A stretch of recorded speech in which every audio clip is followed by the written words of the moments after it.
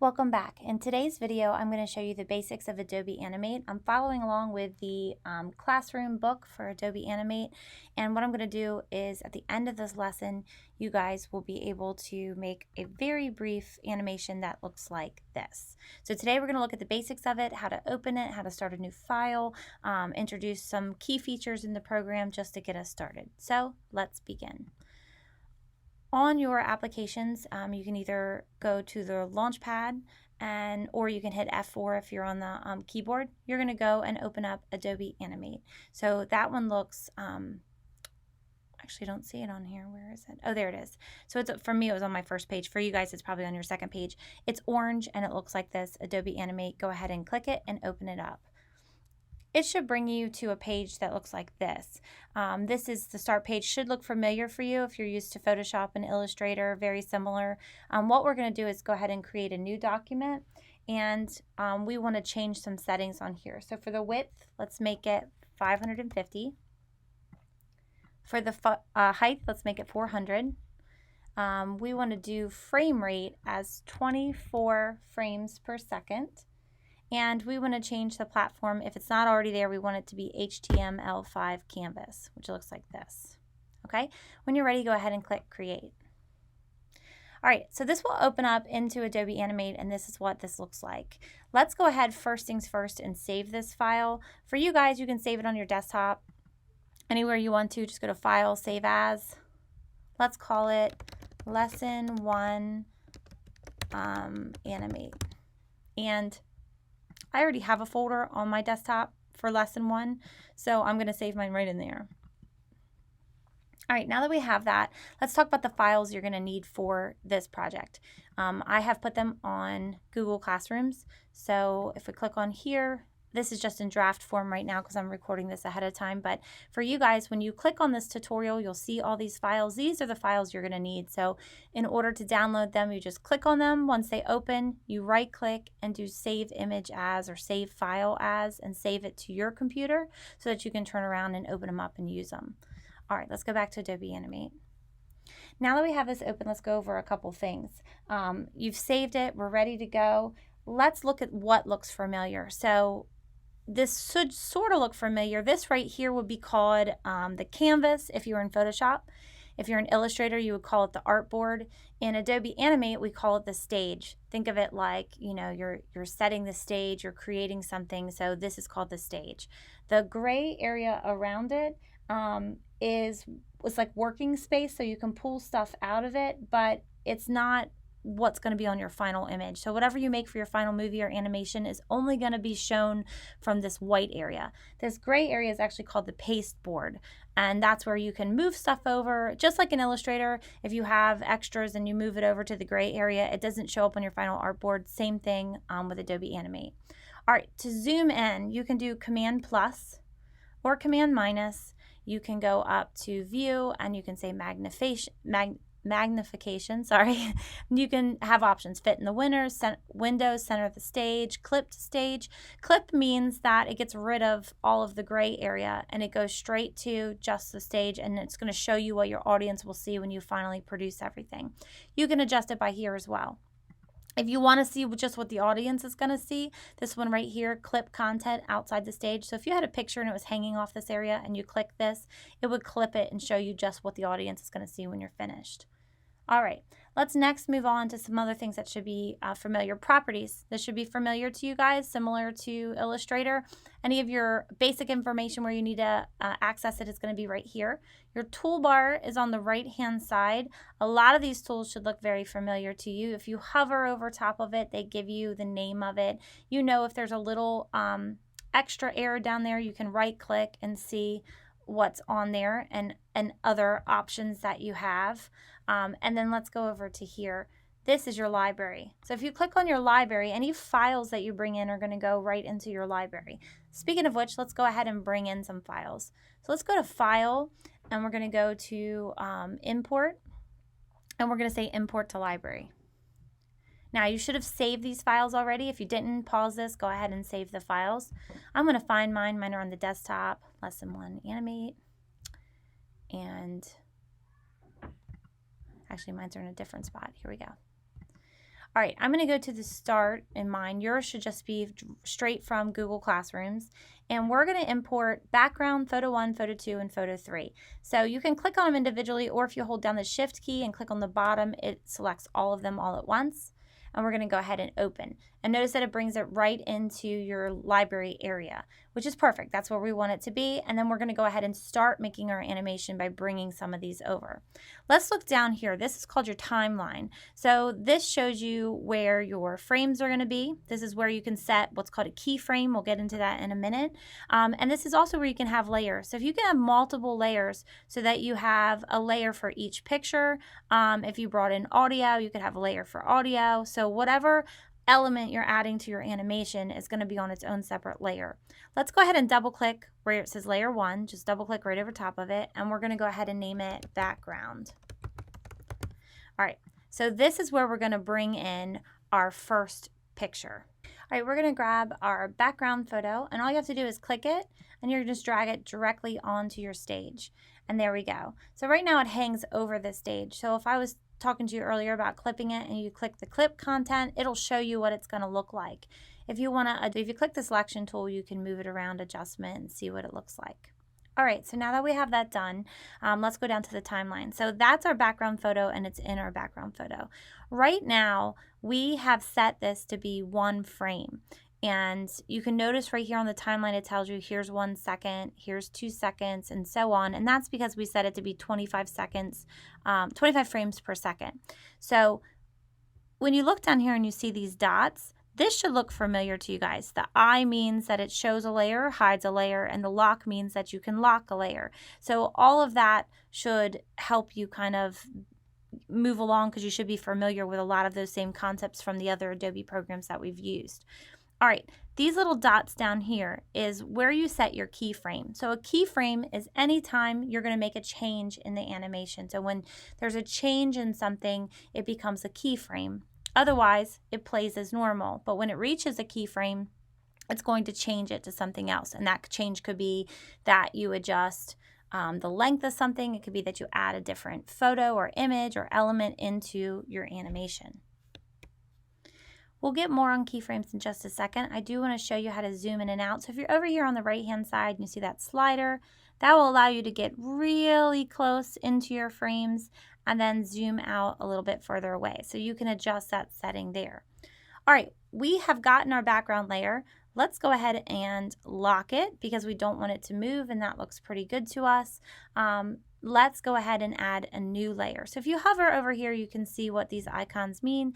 This is a new layer, this is a new folder, and this is delete. So let's do new layer, and we're going to double click on it, and we're going to call it photo 1. Okay, now as you may guess, so when I hit enter, it always gives me this, special characters are not permitted. I'm just going to click the don't show again, and you'll notice that it adds an underscore underneath there. That's fine. Then after that, if you go to type something, it'll adjust it for you, and it won't give you that message again. All right, so for photo 1, we want to bring photo 1 into here, and we're going to keep it on the same section as the background. So right now, we're just at 1 frame. We'll adjust our frames in a minute. Very easy, just click on photo 1, and you're going to go ahead and drag it over onto the section with the photo 1 over here. Okay, so we now have it on here. You can position this wherever you want. Again, remember that this black outline here will tell you where the stage is. So if I positioned it here, you're not going to see this extra. And if I did the clip, you can see what it's going to look like. And then I'm unclipping it so you can see. And you can adjust the size as well. Selection tool will allow you to adjust it. All right, so we have our first picture. We're going to go ahead and add another picture, and then we're going to add some keyframes as well. So we have background and photo 1. Let's go ahead and add photo 2. So dragging photo 2, we're just going to click it over. Did I grab it? There we go. Click. All right. But notice that I put this photo on the same layer, and I may not have wanted to do that. I probably want to have a separate layer for it. So just like in the other programs, Command Z will undo it for you, so that we can go back over here, click new layer, double click it, and type photo 2. You just want to keep everything nice and neat. Keeping them on its own layers, as you guys know, will keep everything from getting messy later on. All right, so we have photo 1 and we have photo 2. And again, if I hit the clip button, I can see what will show within our stage. I'm going to unclip it so we can see. And now we're going to move on to inserting some frames. So right now, you know, we're 25 frames per second. We only have one frame here, and what we want to do is to make it maybe like a 2-second animation. We don't want it to be too long, so around 48 frames will work pretty good. All right, to get to a 2-second animation, I'm going to zoom in a little bit just so we can see closer. Over here, we want to get to the 48 mark, which is right here. So what we're going to do is we're going to click on the 48 frame mark, and then we're going to let Animate know that this is what we want our frames to be. So we're going to go up to Insert, and we're going to go to Timeline, and we're going to go to Frame. The short key for this is F5. Okay, so that has now moved photo 2 all the way to 2 seconds. You notice at this point it's by itself, and that's because photo 1 and background is still set at 1 frame. So we're going to click on the photo 1 layer, and we're going to come over here to 48 seconds, and we're going to do the same thing again. So we're going to go to Insert, Timeline, Frame, also F5. So we now have our second one joining us, and let's go down to our background. We're going to click on frame 48 and do the same thing. Insert, Timeline, Frame, F5. Great. Now we have all 3 layers that have gone with us at this point. So all 3 of them have 2 seconds, and we've brought them all the way over.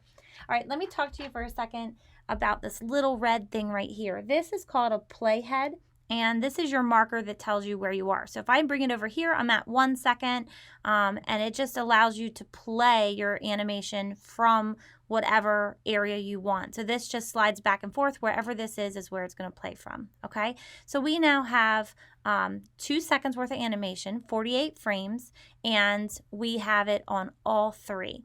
We still have our third photo that we're going to bring in, but we're going to bring that in at a different spot, and we're going to do a keyframe for it so that we're telling Animate that we want all of these pictures up into a certain point, and then at another point, photo 3 is going to come in. One more thing I want to mention, I did this the long way, but you can also hold down Shift for all 3 and select frame 48 and do the F5 key or the insert frame, because you don't have to do it one by one. I did it one by one just because we're getting started, but again, you can hold down Shift and hold all 3. All right, let's say that I decided that I didn't want photo 2 to be in here right now. I could click on this and then hit delete. Now I want you to notice that this is a filled in solid dot, and where I just deleted on photo 2, it is an open, empty solid dot. So the empty tells you that there's nothing in there. The solid tells you that that's a keyframe. So whenever you see a solid dot, it means that it's a keyframe. It's the start of an action. Since we don't have an action in photo 2, it's empty. Okay, so let's go ahead and make our photo 2 actually appear at a different spot. Okay, so we're going to select frame 24, and then we want to insert a keyframe because we're going to bring in a photo that starts at this point and it changes it. So to do that, the shortcut is F6, or you can go to Insert and Timeline and Keyframe. Okay, so you'll notice that it made a little dot right at this point, and that it's got this segmented section. So it says that this first segment is empty, there's nothing in it, and then this is going to be a keyframe.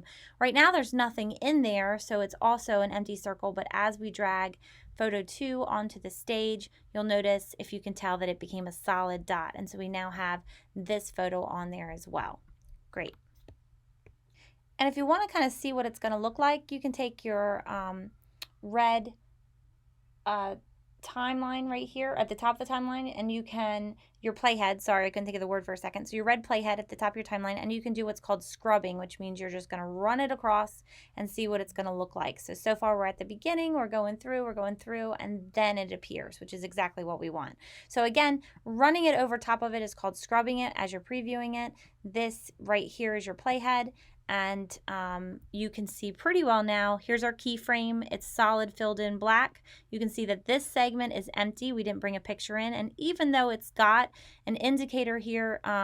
It is empty, so it's a keyframe, but it's empty. And then this keyframe is solid because the picture came in. Hopefully this is making sense to you guys so far. Let's say you made a mistake and you actually want this picture to come in sooner. It's pretty easy. All you have to do is click on it, and then you're just going to drag it to where you want. Let's put it at the 12-second mark right there. Okay, and so we still have our keyframe. We just dragged it over a little bit sooner, which makes things very easily because you can click and drag, and then if you want to scrub it and see what it looks like, you can do it just like that. Perfect. All right, so we still have photo 3 that we want to bring in, and then we've got some animation features we're going to add. And one more thing on a side note as we get going, if you wanted to delete a keyframe, you don't want to click on it and hit delete. It will delete everything. So you want to adjust it by going to modify timeline and clear keyframe. And that will clear it, but still leave the information that you need. So just one side note to keep in mind, never hit delete on that. It's going to delete everything. So it's modify timeline and then clear keyframe. Okay, so back to it. We've got our third picture that we want to add, and we can organize things a little bit so that way everything's together. We're going to look at adding a folder to put all of our background photos and our photos together into one before we add an additional element. Okay, so we're on photo 2 layer. Let's go ahead and do one more layer, and we're going to double click it and call it photo 3. You guessed it probably already. And let's go ahead and make photo 3 come in at the 1 second mark over here at 24 frames. So we're going to grab photo 3. We're just going to drag it onto our stage. Here it is. And we now have that. If we want to take and scrub it and see what it looks like like this. And you can see, just like in any normal layer, that what's on top is going to block what's underneath, so you can adjust it or move it around. I'm going to make my screen smaller right there.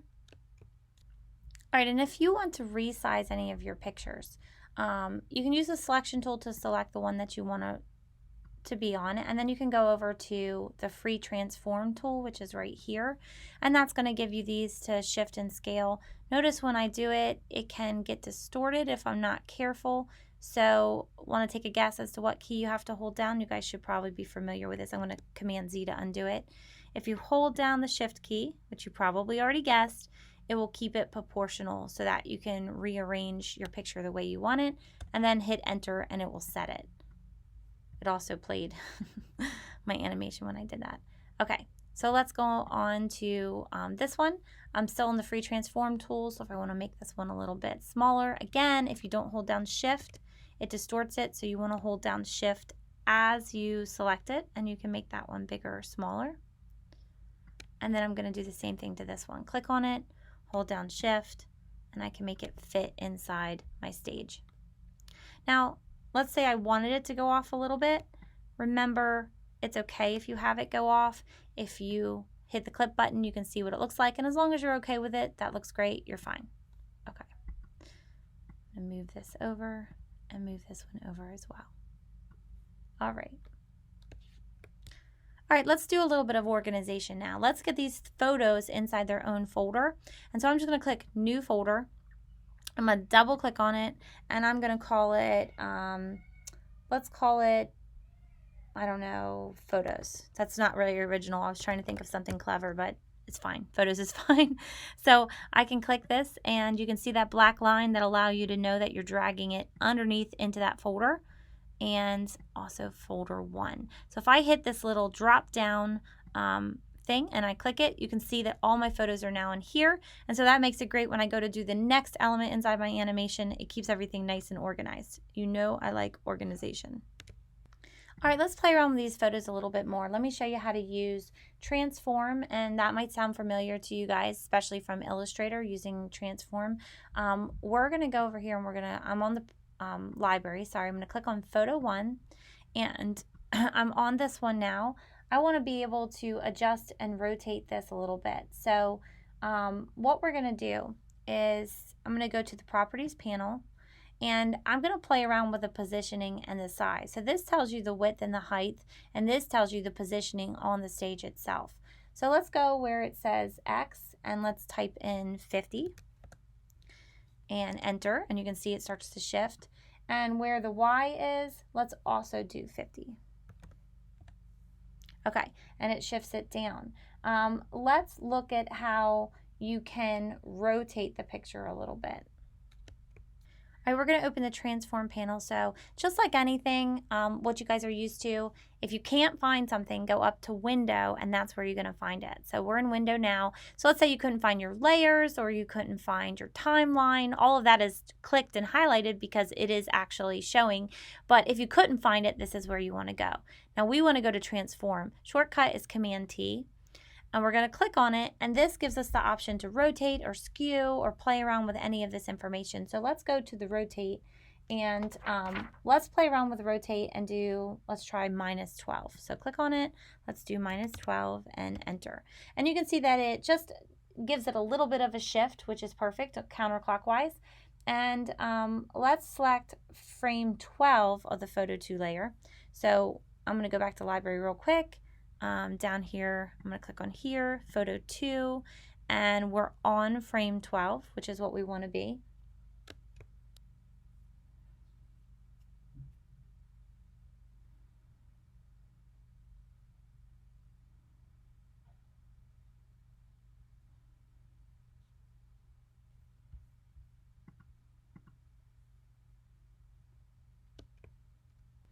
Okay, I want to work on photo 2, but you can see that photo 1's kind of in my way. So if I click on photo 1, I can do the icon to hide that layer. Oops, I did lock instead. Sorry, let me unlock that. Photo 1, I can do the icon to hide it. And there I can see photo 2 a little bit better. And then I can just click that X and get it to come back again. So let's do the same thing. We're on our photo 2, and let's go to the properties panel. And we're going to adjust it. I'm on the free form tool, so it wasn't allowing me to do it. Here we go. Now let me click on this again. All right, so we're on the properties panel, and let me click on here, photo 2, properties panel. There we go. Sorry, if you go into the library, you click on photo 2, then go back to properties panel. We can adjust this a little bit. Let's have a little bit of fun. For the X, let's go ahead and do 200. And for the Y, let's do, it's already at 40, let's leave it at 40. And let's go to the transform panel. Anybody remember what that shortcut was? I actually don't remember what the shortcut was yet. And so I'm just going to go to window and go down to transform. It is Command T. That should have been easy to remember. All right, and we're going to, let's make it go 6 degrees. Okay, so if you do a negative, like a minus, it's going to make it counterclockwise to the left. If you do it a positive number without a minus in front of it, it's going to go clockwise to the right. Okay, so now we have that one shifted just a little bit. I'm going to click on here to the X so I can see that these two now are in different angles, and I can work on the third picture. All right, let's work on our third picture. So I'm going to go ahead and just bring these out of the way so I can look at the third one. I'm going to go to library, click on photo 3, go back to properties, and here we go. Let's adjust this one to be an X of 200 and a Y of 40. Oh, sorry, I was looking at the wrong sheet in the book. Let's go back to X and go 360. And let's do our Y at 65, and we are going to do Command T to open up transform, and where rotate is, let's go ahead and do -2, so that's going to make it to the left just a little bit. Okay, and so if we click these back on, we can see all 3 of our pictures, and then we can rearrange them a little bit so that they fit within our panel just right. So I'm going to click on photo 1.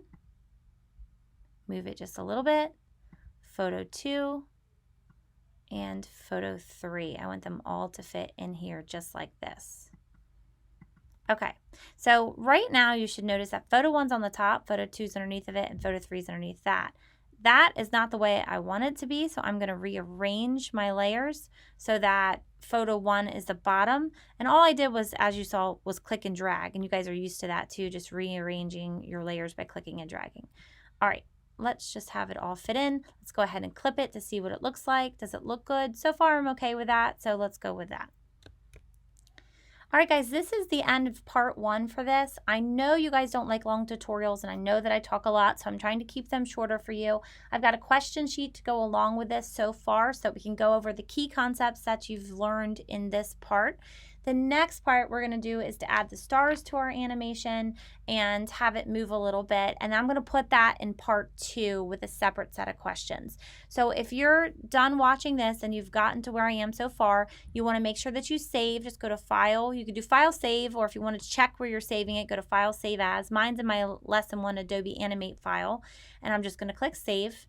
And now I have that saved. You guys can close out. Make sure you open up the question sheet that I have along with this. Go ahead and type your answers to that, submit it, and when you're ready, you can move on to part 2.